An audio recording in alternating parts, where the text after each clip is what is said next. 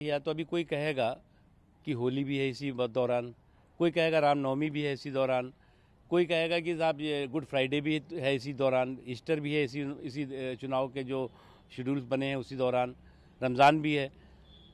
भैया ये देश हमारा बहुधर्मी देश है, बहुभाषी देश है, एक डिफरेंट कल्चर और डिफरेंट रिलीजन्स को मानने वालों का देश है। तो ये लोकतंत्र का एक बहुत बड़ा पर्व है और लोकतंत्र के बड़े पर्व में आप जो है वो इस तरह की जो है बातें करके उसको जो है वो नुकसान पहुंचाने की और उसमें जो है कन्फ्यूज़न क्रिएट करने की कोशिश कर रहे हैं। और रमज़ान का जहाँ तक सवाल है, जो लोग इससे सवाल कर रहे हैं रमज़ान की अहमियत नहीं जानते। रमज़ान का मतलब ये है जो लोग रोज़दार होते हैं वो रोज़दार जो है वो और काम भी करेंगे कि नहीं करेंगे, या सिर्फ घर में सोते रहेंगे।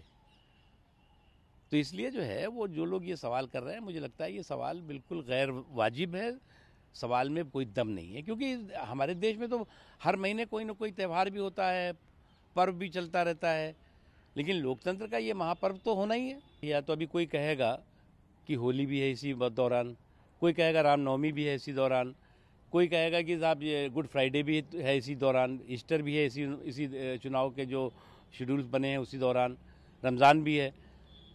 भैया ये देश हमारा बहुधर्मी देश है, बहुभाषी देश है, एक डिफरेंट कल्चर और डिफरेंट रिलीजन्स को मानने वालों का देश है। तो ये लोकतंत्र का एक बहुत बड़ा पर्व है और लोकतंत्र के बड़े पर्व में आप जो है वो इस तरह की जो है बातें करके उसको जो है वो नुकसान पहुंचाने की और उसमें जो है कन्फ्यूज़न क्रिएट करने की कोशिश कर रहे हैं। और रमज़ान का जहाँ तक सवाल है, जो लोग इससे सवाल कर रहे हैं रमज़ान की अहमियत नहीं जानते। रमज़ान का मतलब ये है जो लोग रोज़दार होते हैं वो रोज़दार जो है वो और काम भी करेंगे कि नहीं करेंगे, या सिर्फ घर में सोते रहेंगे।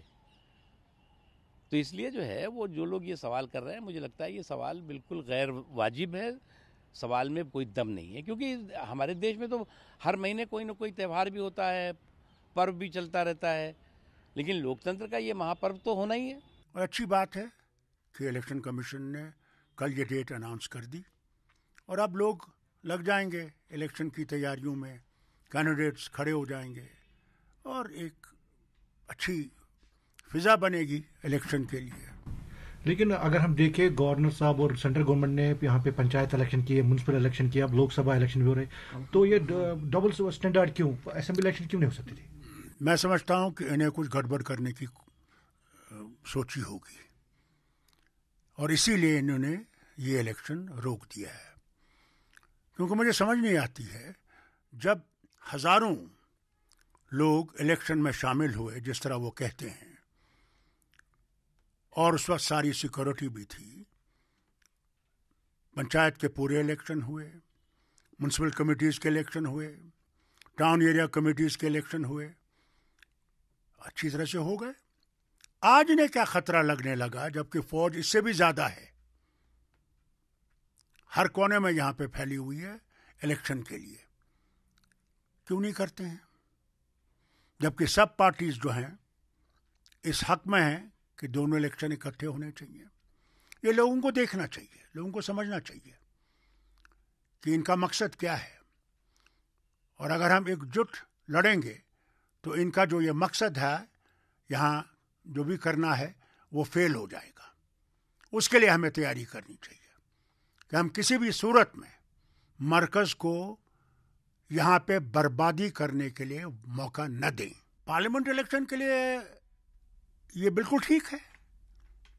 अगर इलेक्शन कमीशन ये कहता है कि पार्लियामेंट के इलेक्शन के लिए बिल्कुल ठीक है फिजा, तो स्टेट इलेक्शन के लिए क्यों नहीं है फिजा?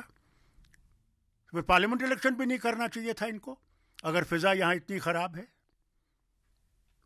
मुझे हैरानी है ये कह रहे हैं, इन्हें खुद अपने आप को कॉन्ट्रडिक्ट करते हैं। मैंने सुना है कि कुछ लोग विशेष रूप से रमजान को लेकर सवाल उठा रहे हैं कि कार्यक्रम क्यों बनाया गया है।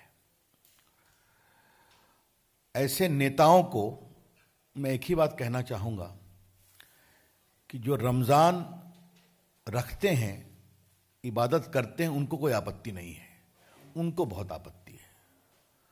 उस समय तो होली भी आ रही है, कुछ दिन बाद चैत की नवरात्रा भी आ रही है, तो इसका मतलब क्या है?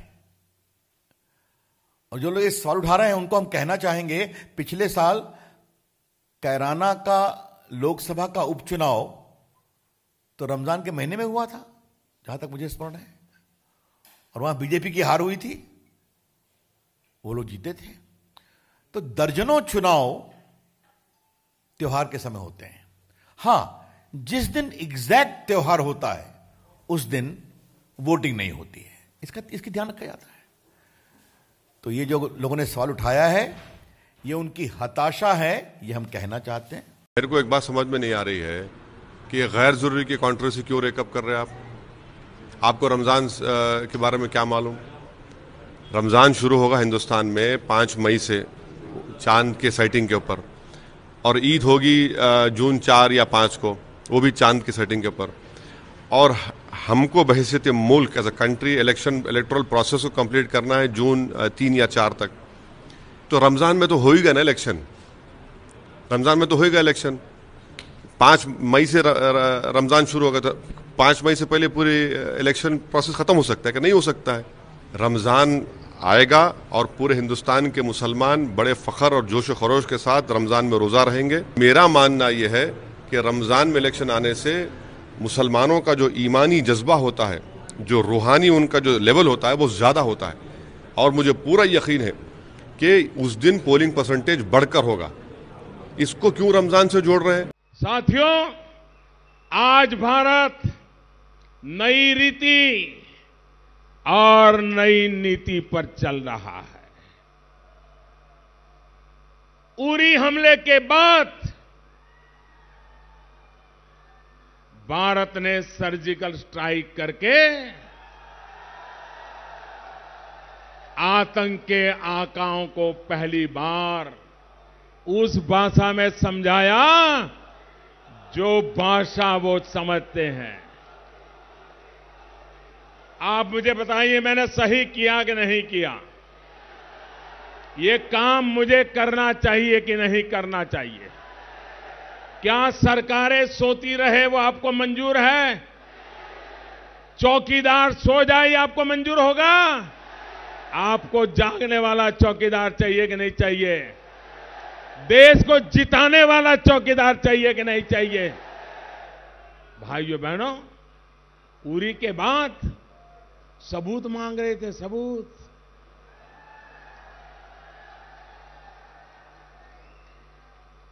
अभी पुलवामा हमला हुआ तो भारत के वीरों ने जो काम किया, ऐसा काम दशकों तक कभी नहीं हुआ है। हमारे वीरों ने आतंकियों को उनके घर में घुस करके मारा है।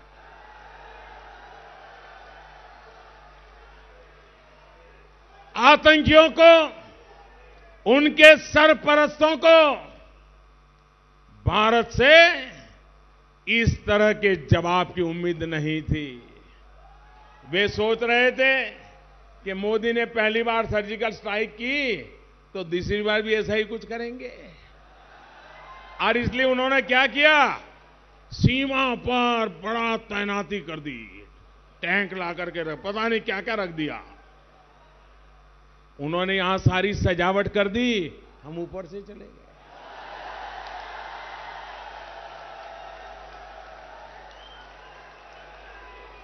और मजा देखिए, हम तो ये साहब कर करके चुप थे। रात के 3:30 बज गए थे। देश को क्यों जगाना भाई? लेकिन ये घटना इतनी बड़ी थी, कि रात को 3:30 बजे पाकिस्तान की नींद खत्म हो गई।